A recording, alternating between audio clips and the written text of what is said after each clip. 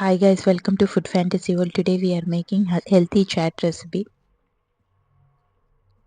with less ingredients, yummy in taste. Boiled potato, boiled beetroot, mash well, add salt as per taste, red chili powder half tablespoon, chickpea flour 4 tablespoon. Mix everything.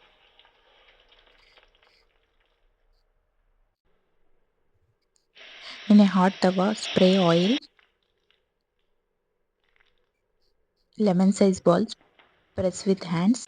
Cook on both sides until changes color. Now Greek yogurt 4 tablespoon.